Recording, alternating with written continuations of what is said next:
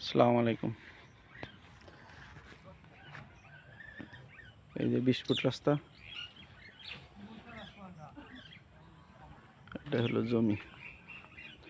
Side দিয়ে আবার 10 foot রাস্তা, এটা 10 ফুট রাস্তা আর জমি এটা।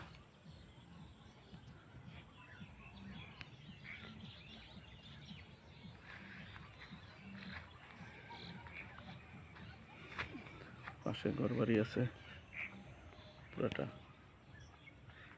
পুরাই ঘরবাড়ি এদিক দিয়ে সব।